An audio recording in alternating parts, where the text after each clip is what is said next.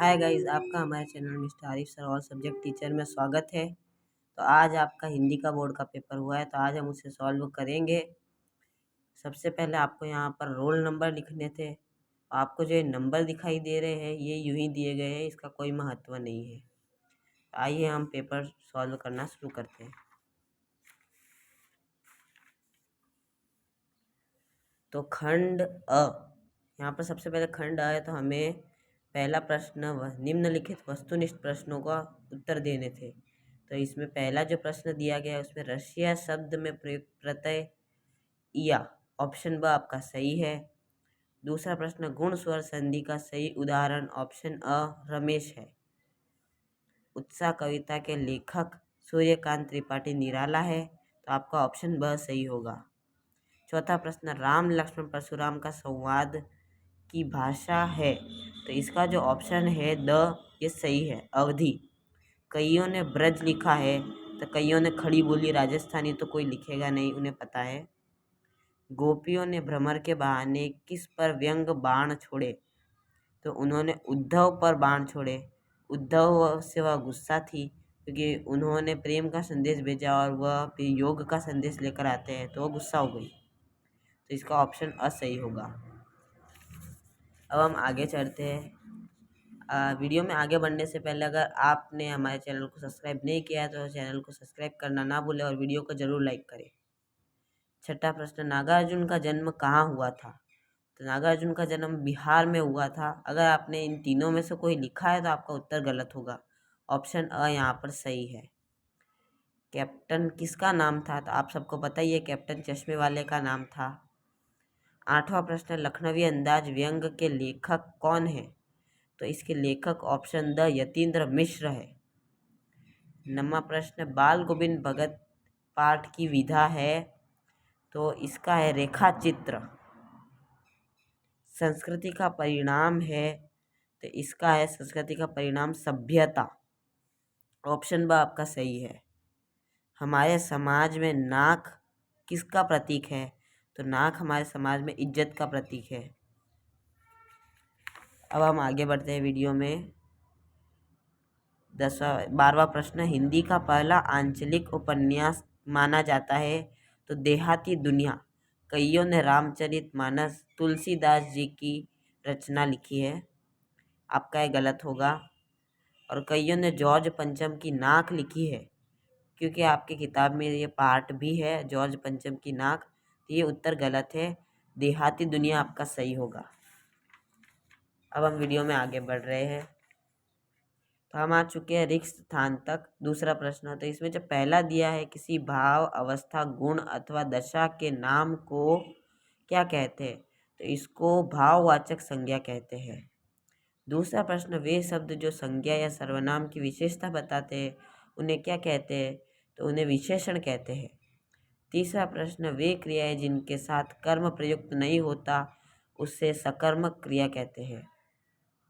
और यहाँ पर दिया है वे शब्द जो दो शब्दों या वाक्यों या वाक्यांशों को जोड़ते हैं तथा उन्हें समुच्चय बोधक अव्यय कहते हैं।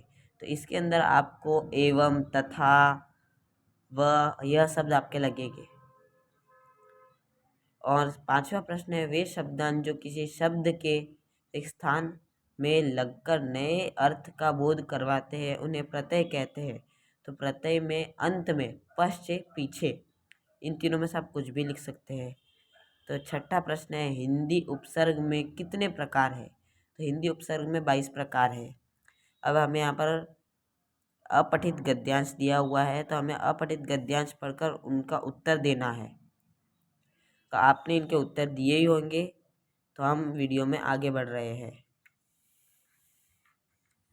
आपको चौथे प्रश्न में अपठित पद्यांश दिया हुआ है, तो प्रस्तुत पाठ का शीर्षक लिखिए। तो आपने इसमें क्या लिखा है, अगर आपने कुछ और लिखा है तो गलत होगा। दूसरा प्रश्न आदमी के मग में कौन नहीं टिक सकता, तो पहला ही है विघ्न ऐसा जग में टिक सके आदमी के मग में, ये इसका उत्तर सही होगा। तो तीसरा पत्थर कब पानी बन जाता है, तो पत्थर कब पानी बन जाता है, तो इसका है मानव जब जोर लगाता है तब पत्थर पानी बन जाता है। और चौथा, रोशनी किसे नहीं मिलती, तो यहाँ पर दिया हुए बत्ती जो नहीं जलाता रोशनी वह नहीं पाता। और पांचवा, पर्वत के पांव कब उखड़ जाते हैं, तो यहाँ लिखा हुआ है खम ठोक ठेलता है जब नर पर्वत के जाते हैं पांव उखड़। और छठा है आपका, मेहंदी के बीच में क्या छिपा है, तो यहाँ पर लिखा है मेहंदी में जैसे लाली हो वर्ती का बीच उजियाली हो। तो यह लाइन आपका उत्तर है। हम आगे बढ़ रहे हैं। खंड ब में हम पहुंच चुके हैं। खंड ब में हमें प्रश्न नंबर 5 दिया हुआ है, शहनाई और डुमराव एक दूसरे के लिए किस प्रकार उपयोगी है।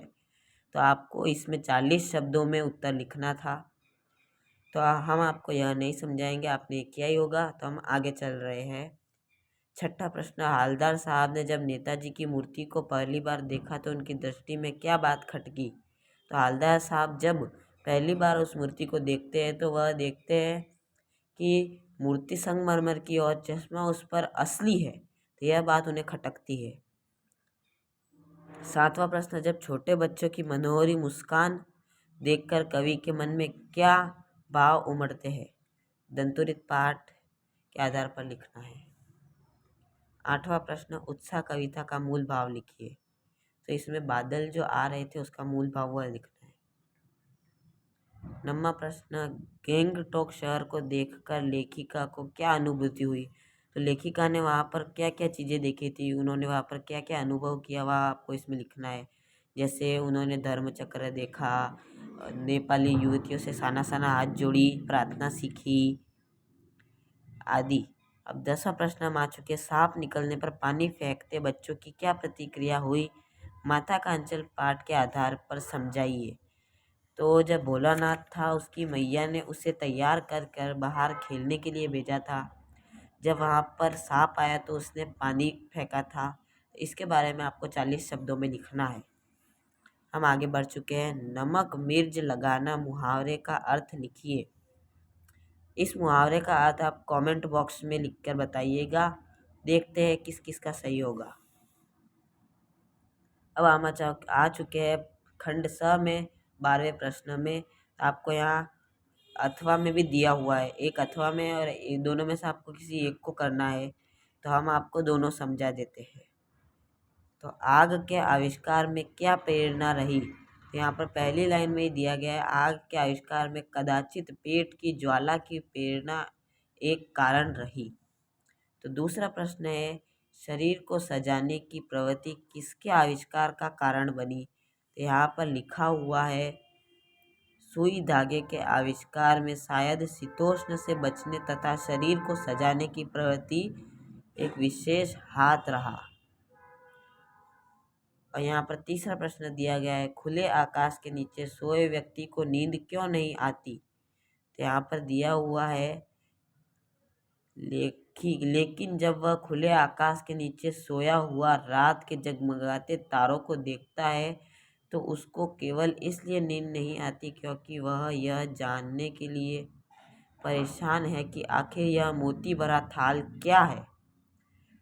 और चौथा प्रश्न, वास्तव में संस्कृत मानव क्या नहीं कर सकता।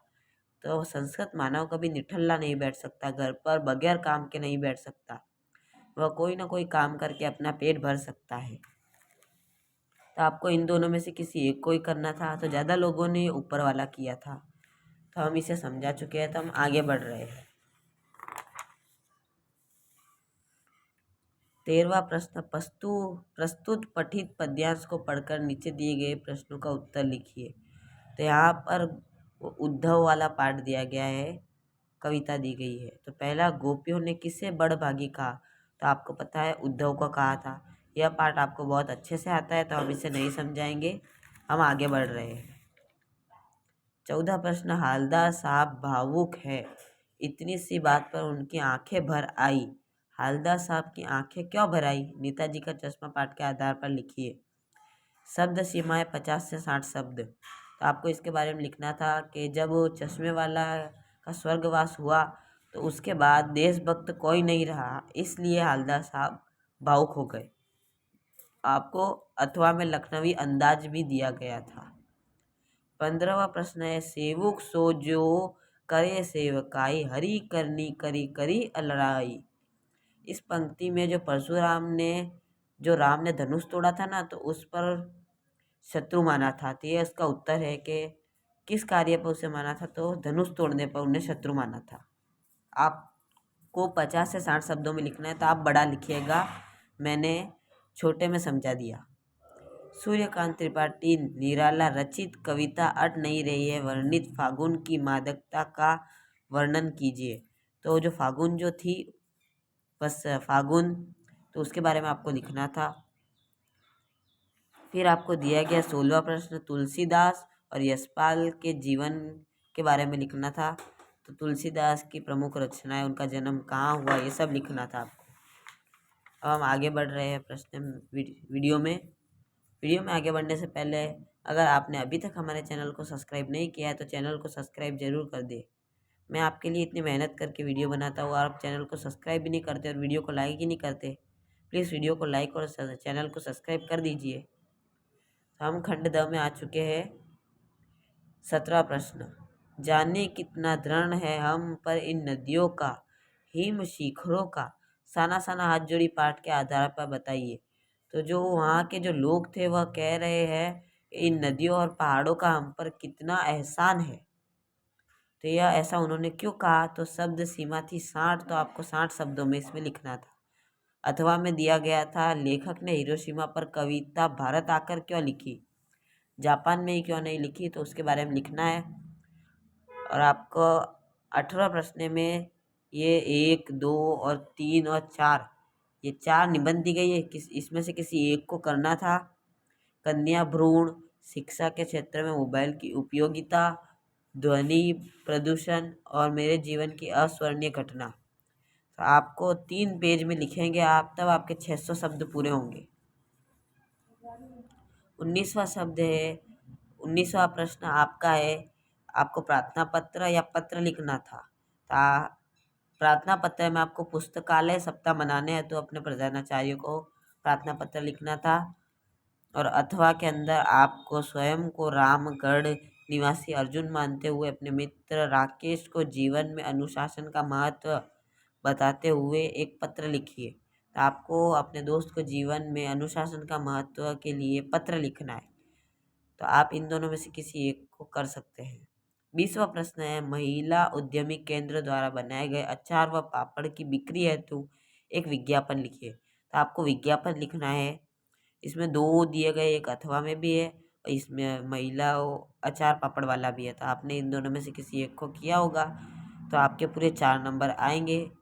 और यह हमने 80 नंबर का पूरा पेपर आपको बता दिया है। धन्यवाद वीडियो में अंत तक बने रहने के लिए।